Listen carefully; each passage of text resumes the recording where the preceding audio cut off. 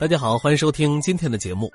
打鼾这个看似寻常的睡眠现象，实则背后隐藏着不少健康隐患。严重的打鼾不仅会影响我们的睡眠质量，还可能增加多种疾病的发生风险。那么如何有效改善打鼾呢？接下来就为大家分享几个实用的小妙招。首先，改变睡眠姿势是个不错的选择。当我们侧卧睡眠时，可以减少舌根后坠的情况，从而减轻气道阻塞，降低打鼾的声音。不妨尝试一下，或许能给你带来意想不到的惊喜。其次，控制体重也是改善打鼾的重要途径。过重或肥胖的人群，由于颈部脂肪堆积，更容易出现气道狭窄的情况，导致打鼾严重。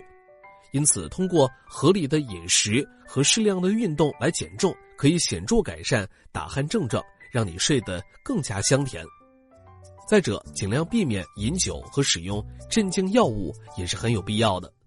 酒精和镇静药物都具有松弛肌肉的作用，这可能会加重气道阻塞，使打鼾情况更加严重。所以在睡前尽量避免这些物质的摄入，有助于减少打鼾的发生。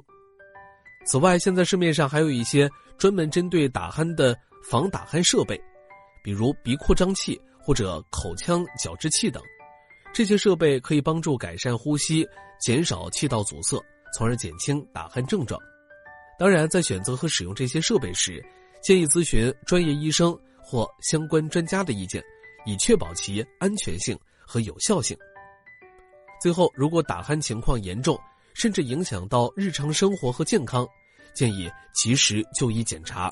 医生可能会建议你进行睡眠监测，以明确是否存在睡眠呼吸暂停综合症等严重问题。好了，感谢收听今天的节目，我们下期节目再见。每天早6点，健康多一点，我们明天见。